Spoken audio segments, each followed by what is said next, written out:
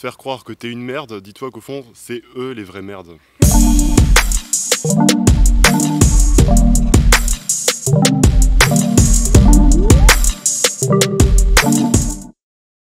Ça ne tient qu'à toi à aller mieux. Allez, serrez-vous la main. C'est quoi encore ces gamineries? Défends-toi avec les coups. Grandis un peu. Je suis sûr que tu exagères. C'est pas grave, ça va aller mieux, ils vont se lasser. Ça reste entre nous, ça va salir l'image de l'école. Tu ne dois pas te laisser le faire. Le harcèlement pour moi, c'était le moquerie des autres que je subissais tous les jours. Je me sentais en colère et très seul. J'ai dû m'énerver et ça a marché. Ça m'a demandé du courage et je l'ai fait. À quoi est-ce qu'on reconnaît un phénomène d'harcèlement? On reconnaît le phénomène de harcèlement grâce à plusieurs points. Donc ça peut être des petites violences ou des grosses violences verbales ou physiques. Donc ça peut être cacher le sac de quelqu'un, commencer à le pousser, l'insulter, se moquer, faire des petites blagues à son sujet, etc. Ça va devenir très très dur pour la personne qui est harcelée. Pour ça, il faut qu'il y ait une répétition. Il faut qu'il y ait l'intention de nuire derrière. Il faut qu'il y ait une disproportion de force. Donc je m'explique. Ça va être souvent quelqu'un qui va essayer d'écraser quelqu'un pour avoir l'air plus fort. Donc ça va être peut-être quelqu'un qui sera moins apte à se défendre, qui aura moins de répartie, ce genre de choses. Et la personne va en profiter en fait pour l'écraser. Et donc le phénomène de harcèlement en général, ça démarre de ça, quoi. Quel est ton regard en tant que professionnel sur le harcèlement? Le harcèlement est clairement un symptôme de notre société. Donc on sélectionne les plus compétitifs. Je pense qu'en sélectionnant ce genre de profil-là, on est en train de sélectionner les gens les plus dangereux, quoi. Quel exemple d'action fais-tu dans la lutte contre le harcèlement? Pour lutter contre le harcèlement, avec A Forge Nuit, on donne déjà beaucoup d'informations, que ce soit au centre ou pendant des animations.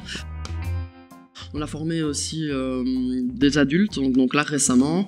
Et alors pendant mes animations, j'essaye de plus parler seulement du harcèlement, mais de parler du manque d'empathie, en fait, de qu'est-ce qui est drôle, qui est pas drôle, quand on dit à quelqu'un qu'on l'insulte et qu'on dit que c'était pour rire, donc on essaye de discuter de ces sujets-là, quoi.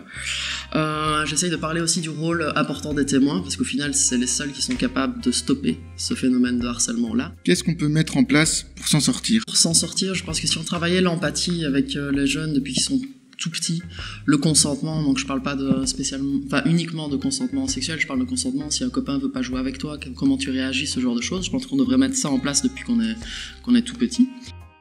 Faut être entouré, faut être bien entouré, faut être entouré de quelqu'un, peu importe qui, que ce soit professionnel qui est dans l'école, que ce soit des amis, que ce soit des gens en dehors, que ce soit ta famille, mais voilà, avoir quelqu'un à qui tu peux en parler, ça c'est super important parce qu'il faut pas se taire, parce que vous êtes clairement pas fautif. Et je veux dire, quand t'es victime de mauvais agissements de quelqu'un, c'est pas à toi de te taire, c'est à la personne qui a ces comportements-là à revoir ses comportements. Donc voilà ce que vous pouvez faire aussi, si vous en avez parlé à l'école, si vous en avez parlé à vos profs, que personne réagit, c'est aller trouver la police en fait, simplement. Aller la trouver, aller porter plainte pour que la personne justement qui vous harcèle arrête de le faire. Vous pouvez appeler Child Focus, vous pouvez appeler le 103 aussi, écoute enfant. Donc Child Focus c'est le 116 000. Voilà, ils sont super à l'écoute. Vous pouvez appeler A Forge aussi si vous voulez d'autres services qui peuvent vous aider à faire ce genre de choses, on peut vous conseiller avec grand plaisir. Quel message peux-tu faire passer aux adultes pour les responsabiliser dans la lutte contre le harcèlement? Le premier message que j'aimerais faire passer, c'est de leur demander d'être à l'écoute. Même si pour eux ça peut ressembler à des chamailleries entre enfants, des disputes, etc. Je pense qu'à partir du moment où un jeune fait l'effort de venir vous trouver, vous expliquer qu'il y a un mal-être derrière, ben voilà, il faut l'écouter, donc ça c'est le premier message. Deuxième message, je pense que la compétition, je l'ai déjà dit mais je me répète, ne peut pas être un bon moteur. Sélectionner les plus compétitifs, ça peut s'avérer que dangereux, je pense. Et voilà, un autre message, faites preuve d'empathie. Essayez de faire comprendre ça à vos élèves, essayez d'être à l'écoute, apporter votre soutien aux gens, et essayez de conscientiser votre classe sur l'impact et le rôle qu'elle joue dans le harcèlement, parce qu'un harceleur sans public ne va pas harceler une victime. Donc responsabiliser la classe, parce que c'est son rôle aussi d'agir comme ça contre le harcèlement. Est-ce que vous avez déjà vécu du harcèlement?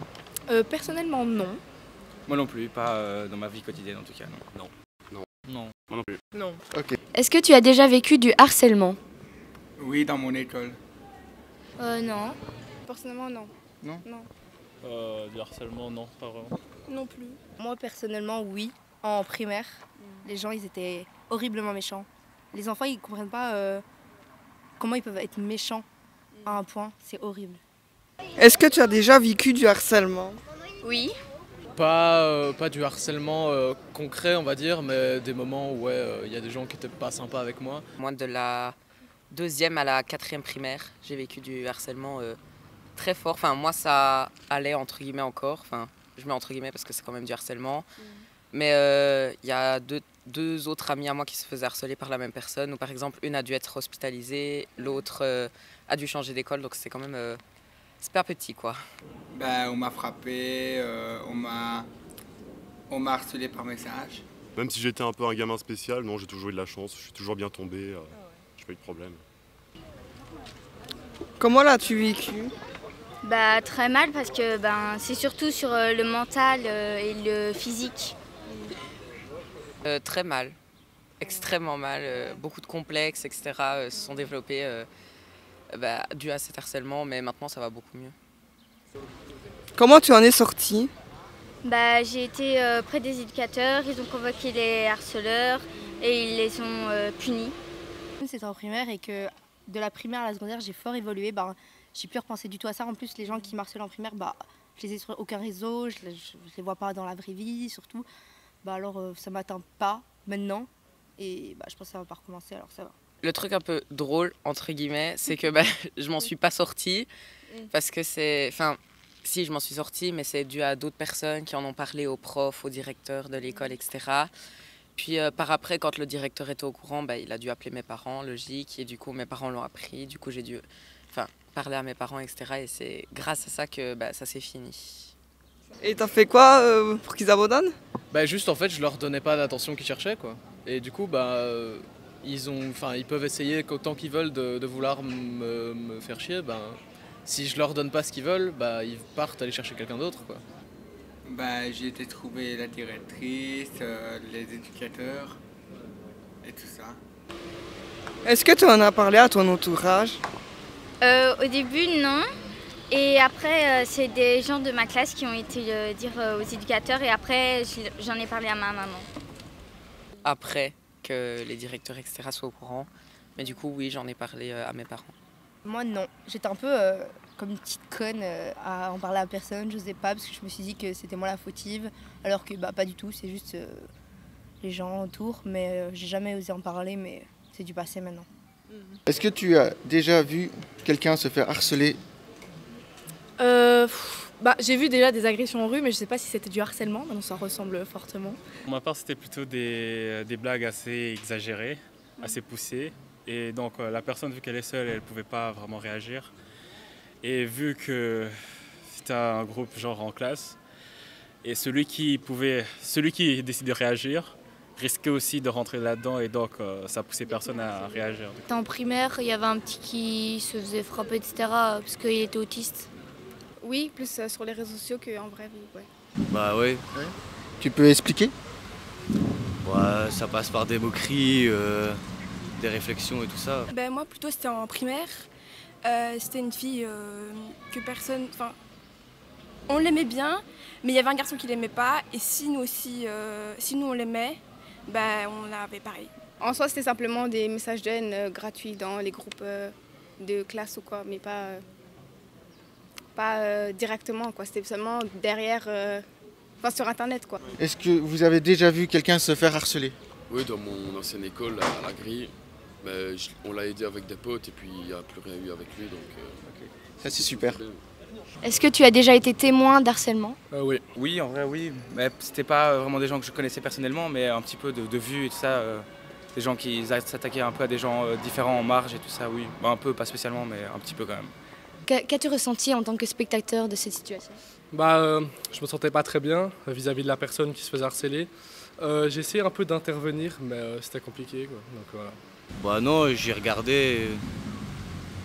J'ai rien fait. J'ai juste regardé. J'avais de la peine pour cette personne, parce que c'est quand même pas agréable à voir, quoi. Ouais.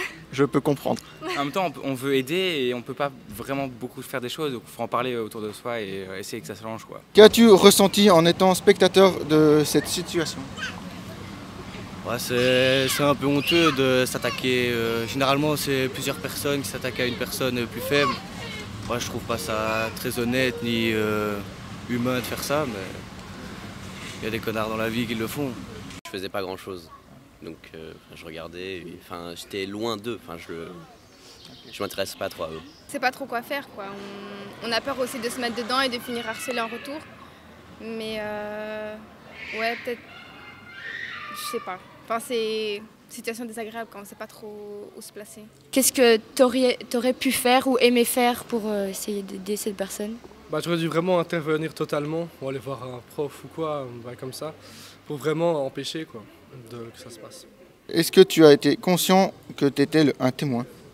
Oui, totalement. Parce qu'en plus on était en groupe, donc on a vite regardé et on s'est dit bon, qu'est-ce qu'on fait? Parce que c'est quand même, on veut faire quelque chose. Il y a des gens, ils se disent, à ce moment-là, tu dis est-ce que je fais quelque chose ou pas? Donc c'est vraiment ça. Je sais que c'est un sujet très sensible. Oui. J'étais petite, donc je n'avais pas trop compris ce qui se passait à ce moment-là. C'est par après, quand on a expliqué ce que c'était le harcèlement, que j'ai compris. J'ai essayé de réagir, mais ça allait pas cesser comme ça. Si la personne en question sur qui est le harcèlement ne réagissait pas, ça ne pouvait pas changer. As-tu été sensibilisé à l'école au harcèlement? Oui, plusieurs fois. J'ai même eu une pièce de théâtre cette année, un humoriste qui est venu faire une scène sur le harcèlement, etc. Voilà. On en a parlé en classe d'anglais, c'est ensuite on a juste parlé comme ça d'un élève et c'est bon.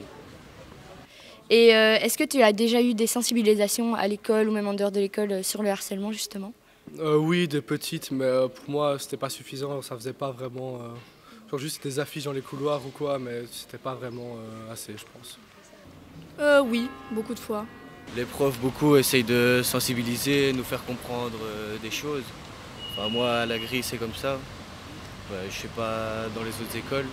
Nous, ils nous font quand même comprendre que c'est pas quelque chose de bien et ni quelque chose de si on est bien éduqué, on le fait. Ouais, ils avaient mis en place des mises en scène qui étaient quand même assez choquantes à voir. Est-ce que ça t'a semblé utile? Personnellement, oui, parce que c'était des gens qui avaient subi le harcèlement qui nous parlaient. Et donc, je pense que tout le monde n'est pas forcément, même par ses parents, éduqué à ça. Et je trouve que c'est vraiment intéressant. On nous l'avait déjà fait plusieurs fois, donc voilà, moi je connaissais un peu, mais je pense que pour certaines personnes qui n'avaient pas été sensibilisées, je pense que oui, c'est important. Oui, c'est important car par la suite, il y a eu des projets qui ont été faits par l'école. Par exemple, si on a besoin de parler, on pouvait aller voir les profs, ou bien dans c'était un local spécial. Ouais, les éducateurs ou le PMS. Ouais, le PMS a été créé, et donc si on avait besoin de parler ou bien de s'exprimer, on pouvait y aller et ça pouvait aider à régler le problème par la suite. Oui, c'est utile, c'est toujours utile, comme ça on sait comment s'y prendre parce que moi, dans mon cas, je savais pas, j'étais là en mode ouais, j'ai pas envie de réagir, sinon je vais finir harcelée aussi. Mais là, on voit qu'il y a des profs qui s'intéressent à ça et c'est important de sensibiliser, quoi. Oui, parce que c'était bien fait, parce qu'ils nous présentaient tous les thèmes, le cyberharcèlement, etc. Est-ce que tu aurais un message à transmettre aux personnes harcelées? Courage à eux et stop au harcèlement.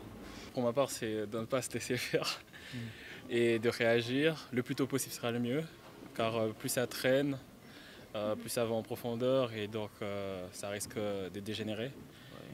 Et donc la personne devra en parler à son entourage, plus à ses parents. Le plus important, c'est d'essayer d'en parler pour se sortir de là, parce que faire ça tout seul, c'est dur, quoi. Quand tu as toute une foule contre toi, tu sais pas vraiment comment t'y prendre. Reste pas sur toi-même, parce que plus tu vas pas en parler, plus tu vas te sentir mal et tu vas en souffrir énormément. Vraiment, même à une seule personne de confiance, elle pourra aller en parler à d'autres gens et ça va vraiment tout améliorer. Il faut absolument en parler autour de soi, il ne faut pas garder ça pour soi parce que ça peut aller très loin. Il faut vraiment parler à ses amis, parler aux professeurs, à plein de gens, pour vraiment que ça s'arrête. Quel message voudrais-tu transmettre à une personne qui vit du harcèlement? Quelqu'un qui vit du harcèlement, je lui dirais de ne pas prendre ça en compte, que finalement c'est lui la victime, mais les vrais, ceux qui souffrent aussi, c'est les harceleurs, parce qu'il y a forcément un problème chez eux, et de ne pas se concentrer là-dessus, plus de s'entourer des bonnes personnes, quoi. Et de se dire que de toute façon ça passera si tu es entouré de bonnes personnes qui vont t'aider, et de ne pas être dans le silence, surtout d'en parler. Parce que c'est comme ça qu'on déniche les gens, quoi. Il faut en parler, même si c'est pas le plus facile.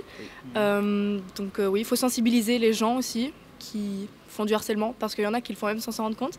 Moi, je me dis que c'est pas une situation qu'on sait régler tout seul. Généralement, c'est plusieurs personnes qui nous harcèlent ou quelqu'un qui est généralement supérieur à nous, physiquement ou ou je sais pas quoi, mais non, moi je pense qu'il faut s'entourer de bonnes personnes, c'est le plus important. Quel message voudrais-tu transmettre à une personne qui vit du harcèlement?